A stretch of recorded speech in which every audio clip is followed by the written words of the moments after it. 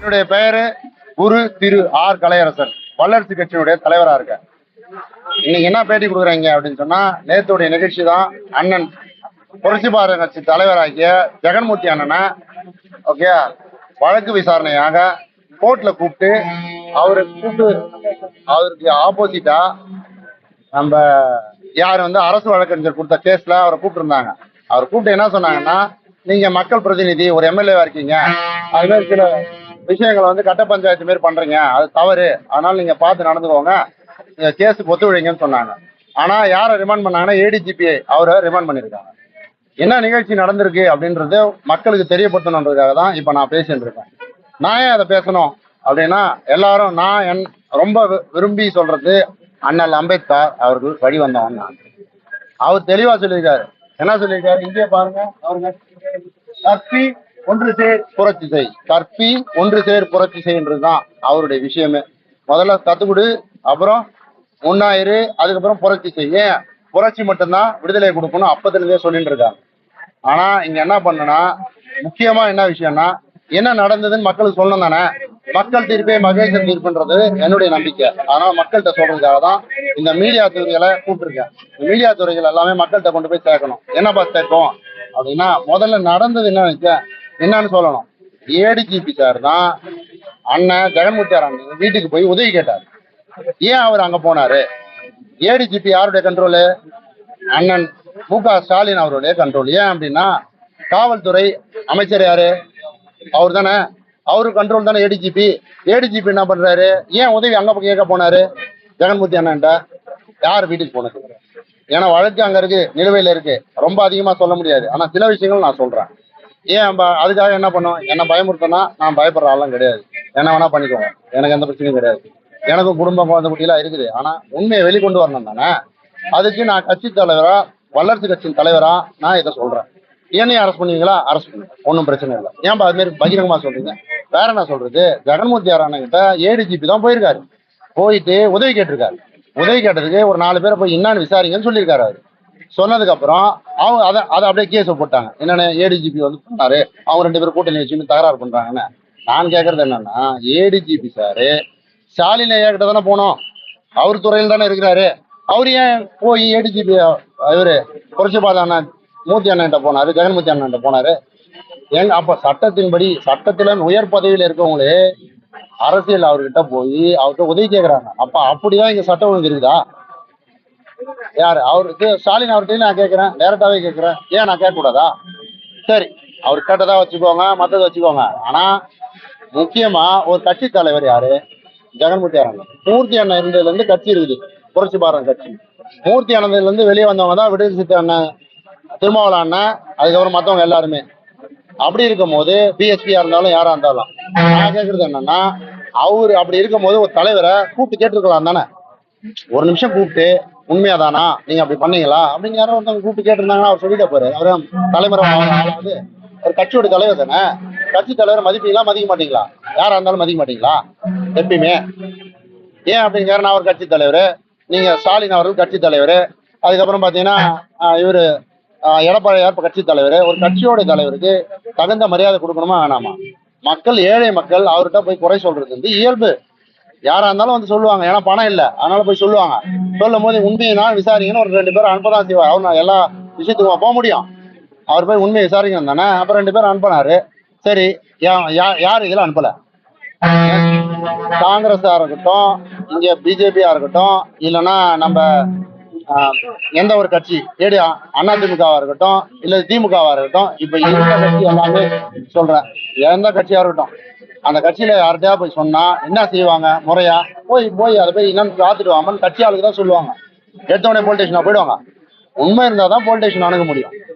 இப்ப ஏடிஜிபி போய் புரட்சி பாரத கட்சி தலைவர் அண்ணன் ஜெகன்மூர்த்தி அண்ணன் கிட்ட போய் உதவி கேட்டாரு. அதனால உண்மையான விசாரிக்க அனுப்பிச்சாங்க. உடனே நீங்க என்ன பண்றீங்க? அவர் பேர்ல கேச போட்டீங்க. அவர் என்ன பண்ணாரு? அவர் கூட நான் பழக்கப்பட்டிருக்கேன், எனக்கு நல்லா தெரியும். அவர் என்னுடைய அண்ணன். என்னுடைய யூடியூப் சேனலே அவர் தான் ஓபன் பண்ணி கொடுத்தாரு. அவரு ₹1 யாருக்கும் வாங்க மாட்டாரு. நீங்க போய் பாத்துறீங்களா அவரை? எளிமையான மனிதர், எல்லாரும் கூட இயல்பா பழகிற மனிதர். ஒரு துண்டு கூட வாங்க மாட்டாரு. துண்டை தூக்கி எனக்கே போட்டுருவாரு. நான் அவர் கூட வீட்டுக்கு போய் பழகிருக்கேன், பேசியிருக்கேன். இப்ப கூட கால் பண்ண எடுக்கல அவர். ஏன்னா எல்லாரும் தெரிஞ்சுட்டு ஏதாவது ஒரு விஷயம் சொன்னாங்கன்னா நமக்கு ப்ராப்ளம் இருக்கும். யாரும் போராட்டம் பண்ணக்கூடாது, புரட்சி பாரதம் ஆளுங்க யாரும் போராட்டம் பண்ணக்கூடாதுன்னு அமைதியா இருக்கணும்னு சொல்லியிருக்காரு. நான் என்ன சொல்றேன், ஒரு நல்ல தலைவருக்கு இந்த மாதிரி கதினா பொதுமக்களுக்கு என்ன கதி? சட்ட ஒழுங்கு எப்படி இருக்கு? சட்ட ஒழுங்கு எப்படி இருக்கு நீங்க தான் சொல்லணும். நான் ஒன்றும் குறையா சொல்லலை. நான் என்ன சொல்றேன், கட்சி தலைவர் யாரா இருக்கட்டும், எந்த ஒரு கட்சியா இருக்கட்டும், கூப்பிட்டு பேசணும் தானே. ஒரு வார்த்தை கூப்பிட்டு பேசியிருந்தா பிரச்சனை முடிஞ்சிருக்கு தானே.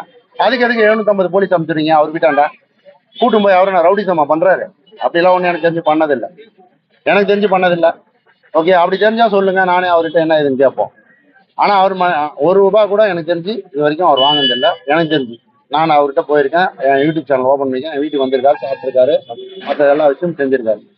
கரெக்டா? நான் அவர் வீட்டுக்கு போய் சாப்பிடுவேன், போவேன், வருவேன், அதெல்லாம் ஓகே. ஓகே, அடுத்தது என்ன அப்படின்னு சொன்னா, என்னுடைய வழக்கு ரெடில்ஸ்ல நிலுவையில் இருக்கு. எத்தனை வழக்கு? மொத்தம் சிஎஸ்ஆர் 6 சிஎஸ்ஆர் இருக்கு. ஏன்னா எடுத்து செக் பண்ணிக்கலாம். கடைசி சிஎஸ்ஆர் நம்பர் 511. இந்த நம்பருக்கு வழக்கு விசாரணை எப்படி பண்றாங்க, யாரு பண்றாங்க, கரெக்டா என்ன பண்றாங்க, சரியா பண்றாங்களா? அப்போ எந்த துறைனா, காவல்துறை ஸ்டாலின் அவர்களுக்கு, அவரு எங்க முதலமைச்சர் திரு ஸ்டாலின் அவர்களுக்கு இருக்கு, அவர் கண்ட்ரோல்ல தான். அவர் கண்ட்ரோல்ல இருக்க துறை சரியா வேலை செய்யலன்னா யார் பொறுப்பு? இதை நான் கேட்க கூடாதுன்னா என்ன அர்த்தம்? நீங்க அந்த துறை என்னன்னு கேளுங்கன்ற. 6 சிஎஸ்ஆர் போட்டுட்டு இன்னும் அப்படியே தானே வச்சிருக்காங்க. இன்னைக்கு ஒரு சிஎஸ்ஆர் ஆகும், அப்பனா 7 சிஎஸ்ஆர் என்ன ஆச்சு? எதனால ஒரு தலைவரை இவ்வளவு தூரம் வர வைக்கிறீங்க தெரியும் தானே. அது கேட்டா ஒண்ணு வச்சுக்கா, ஒரே அந்த வழக்கு இந்த வழக்கு அப்படின்னு சொல்லி விட்டுறாங்க. கரெக்டா? முன்னாடி இன்ஸ்பெக்டரா இருந்த நம்ம புருஷோத்தமன் ஐயா தான் என் ஃபர்ஸ்ட் வழக்கு எடுத்தாரு. 2வது யார் வந்தது? விஜயகுமார் சார் வந்தாரு, டிரான்ஸ்பர் ஆகி. விஜயகுமார் சார் என்ன உள்ள கூப்பிட்டு இன்னெல்லாம் பேசியிருக்காரு தெரியுமா? அவரை கேளுங்க விசாரணையில. அவர் கேட்டு அதுக்கப்புறம் பாத்துக்கலாம். ஏன் அப்படின்னு சொன்னா, காவல் நிலையத்தை நிறைய விஷயங்கள் பேச முடியாது. நீங்க தான் பத்திரிகை துறை நீங்க போய் கேளுங்க. சிஎஸ்ஆர் நம்பர் 511 என்ன சொல்லி இருக்குது அப்படி. அதான் கடைசி வழக்கு. முன்னாடி நிறைய வழக்கு இருக்குது, மற்றதெல்லாம் அப்புறம் பேசுவோம் என்ன சொல்லிட்டு. கரெக்டா? இதுவும் நீங்க ஏன் அப்படின்னு சொன்னா, எனக்கும் அப்படிதான் இருக்குது, அங்கேயும் அப்படிதான். நான் இப்பயும் சொல்றேன், 2000 வருஷத்துக்கு முன்னாடி தீர்ப்பு சரியில்லாம ஏசுக்கு தூக்கல மாட்ட உலகம் தான் இது. ஏன்னா அவரு சிறுபான்மை இனத்தை சேர்ந்தது தான். ஆனால் சிறுபான்மை இனத்தை சேர்ந்த அத்தனை பேரையும் அதாவது என்ன சொல்றது, நசுக்கணும்னு சில விஷயங்கள் நடக்கும் எப்பயுமே. அதே நபிகள் நாயகத்தை கல்லால் அடிச்ச உலகம் தான் இது. கரெக்டா? அதே மாரி யாரெல்லாம் ஞானமடைந்த மனிதர்களோ இந்துக்களையும் அது மாதிரி நசுக்கின உலகம் தான் இது. அதனால யார் சிறுபான்மை இனத்தவர்களோ நசுக்கிறாங்க. அண்ணல் அம்பேத்கர் அதுக்கு தான் சட்டம் இயற்றினார். அந்த சட்டத்தின்படி நடக்கணும்னா நாங்க தான் பெரும்பான்மைன்னு சொல்றோம். நாங்க அம்பேத்கர் வழி வந்தவங்க தான் பெரும்பான்மை. இதுல நான் என்ன சொல்றேன், நான் அம்பேத்கர் வழி வந்தவனே இப்ப பகிரங்கமா சொல்லிடுறேன். ஓகேவா? அதனால நான் பெருமை அடைகிறேன். அம்பேத்கர் என்ன சட்டம் இயற்றினாரோ என்ன சொன்னாரோ அதை தான் நானும் சொல்றேன். அவருடைய புத்தகத்தை எல்லா உலக மொழியிலையும் ரிலீஸ் பண்ணுவேன். முன்ஜாமீன் கிடைக்க பேர காரணம் ஜெகன்மூர்த்தியார் கைது வாய்ப்பு உள்ளதாக காவல் வட்டாரங்கள் தெரிவிக்கின்றன. நான் அதே சொல்றேன், யார் பிரச்சனையா யார் கைது பண்றீங்க? பிரச்சனை யாருக்கிட்ட? ஏன் ஏடிஜிபி அவர் வீட்டுக்கு போய் உதவி கேட்டாரு? ஏடிஜிபி யார்கிட்ட உதவி கேட்கணும்? ஏடிஜிபியே உதவி கேட்கற நிலைமையில தான் சட்டம் ஒழுங்கு இருக்குதா? கேட்கறது பதில் சொல்லுங்க. ஏடிஜிபியே உதவி கேட்கற அளவுக்கு தான் சட்டம் ஒழுங்கு இருக்குதா? சட்டம் ஒழுங்கு அவர் துறையில யாரு தலைவர், யார் அமைச்சர்? காவல் வட்டாரம் அந்த மாதிரி தெரிவிக்குது. நான் கேட்கறது பதில் நான் உங்களை கேட்கிறேன். பத்திரிகை துறையை பார்த்து ஏடிஜிபி யார்கிட்ட போனோம்? ஸ்டாலின் அவர்கிட்ட தானே போனோம். அவர் தானே நேரம் அந்த அமைச்சர் அவரு அங்க போறது விட்டு ஏன் போய் ஜெகன்மூர்த்தியாருக்கு போனாரு? ஏங்க நான் முதல் கேள்விக்கே பதில் சொல்ல மாட்டேங்கிறீங்க. அடுத்த போலீஸ் ஏங்க அவர் ஏடிஜிபி ஏன் போனாரு அவர் வீட்டுக்கு? ஏடிஜிபி போனாரா, அண்ணன் ஜெகன்மூர்த்தியார் அவர் வீட்டுக்கு போனாரா? நீங்க சொல்லுங்க. ஏங்க நீங்க சொல்லுங்க. கேள்வி கேட்டு கம்முன்னு விட்டுட்டீங்க. இல்ல வேணாம் சொல்லுங்க. நீங்க ஏடிஜிபி தான் அவர் வீட்டுக்கு போனாரு. அவரு அங்கதான் போனோம், சிஎம் செல்லுக்கு தான், சிஎம் கிட்ட தான் போனோம். அவர் துறையில இருந்தீங்க, அவருக்கே பாதுகாப்பு இல்ல ஏதோ ஒரு உதவி வேணும்னா இவரு போய் அவர் ஜெகன்மூர்த்தி அண்ணனுக்கு போறாரு அவர் வீட்டுக்கு. அதனால பாருங்க, அவர் சொல்றதெல்லாம் விட்டுடுங்க, அவங்களாம் விட்டுடுங்க. நான் தானே பேசுறாங்க, என்கிட்ட எந்த கேள்வி வேணா கேளுங்க. அவங்க ஏதோ சொல்லிட்டு இருப்பாங்க, அதெல்லாம் விட்டுடுங்க, அதெல்லாம் வேண்டாம். உடனே நேரில் நிக்கிறவங்க அவங்க மாட்டை நிக்கட்டும். கரெக்டா? அவங்க குடநிலையில நிக்க வந்தாங்க. இங்க நாங்க போராட்டத்துக்காக வந்துருக்கோம். நாங்க பயப்படுற எல்லாம் கிடையாது. அண்ணல் அம்பேத்கர் வழி வந்தவங்க, அண்ணல் அம்பேத்கர் வழி வந்தவங்க. நீங்க என்ன வேணா பண்ணுங்க, புரியுதா? என்ன வேணா பண்ணுங்க, நாங்களும் அது பண்ணுவோம். புரியுதா? நான் கேட்கறதுன்னா அடுத்த கொஸ்டின் என்ன, ஒரே கொஸ்டின் முடிச்சுடுவீங்களா? பத்திரிகை துறை எது கூப்பிட்டங்க? கேள்வி கேளுங்க, பதில் சொல்றேன். கேள்விக்கு ஏன் தயங்குறீங்க? ஏன் சிஎம் ஆப்போசிட்டா பேசுறேன்? சிஎம் ஆப்போசிட்டா நான் எங்க பேசுனேன்? நான் நியாயத்தில் கேட்கறேன். நான் ஸ்டாலின் அவர்களை மதிக்கிறேன். அவரும் ஒரு தலைவராகவே மதிக்கிறேன். புரட்சி பாரதம் கட்சியோட தலைவரை மதிக்க சொல்றேன். எல்லா கட்சியும் மதிக்க சொல்றேன். நான் ஒன்றும் திரு ஸ்டாலின் அவர்களை நான் வந்து எதிர்த்து பேசல. நான் கேட்கறது எனக்கு முதலமைச்சர் அவர் தான். நான் முதலமைச்சர்கிட்டே கேட்கறேன், என்ன நேராக கேட்கறேன், ஐயா இந்த மாதிரி கட்சி தலைவரா இருக்கிறாரு, அவர்கிட்ட கூட்டு பேசியிருந்தா வேலை முடிஞ்சிருக்கு தானே, 750 போலீஸ் ஏன் அனுப்புறீங்க, அவர் கூட்டு பேசி வரலையா சொல்லுங்க கேட்போம். அதான நான் கேட்கறேன். வேற என்ன கேள்வி இருக்குது? வேற என்ன கேள்வி இருக்குது? நாங்க இப்படி சொல்றோம், பண்ணட்டனே சொல்றேன். நான் ரெகுலர் ரேடியோ சொல்றேன். ரெட் ஹில்ஸ்ல M4 போலீஸ் ஸ்டேஷன்ல தான் இப்ப இருக்க போறேன். வேணா கமிஷனர் அவர்கள் யாரு நம்ம ஆவடி கமிஷனர் சொல்லிடுங்க, என்ன அரெஸ்ட் பண்ணா நான் உள்ளே இருந்துங்க, நான் அரெஸ்ட் ஆயிடுறேன், எனக்கு எந்த பிரச்சனையும் இல்லை. ஏன் அது மாதிரி சொல்றீங்க அப்படின்னா, நான் என்ன தப்பு பண்ணேன்? வல்லரசு கட்சியின் சார்பாக பேசுறது தப்பா? அப்ப பத்திரிகை துறையை மக்களை பயமுத்தி வைப்பீங்களா? நான் கேட்கறது பகிரங்கமா கேட்கறேன். ஏன்பா அப்படி கேட்கறீங்க? ஆமா கேட்கத்தானே செய்யணும். ஒரு பொதுமக்கள் கேள்வி கேட்க கூடாதா? பொதுமக்களாவே கேள்வி கேட்கறேன். கட்சி தலைவராக விட்டுருங்க, பொதுமக்களாவே கேள்வி கேட்கறேன். கேள்வி கேட்டா நசுக்குவீங்களா?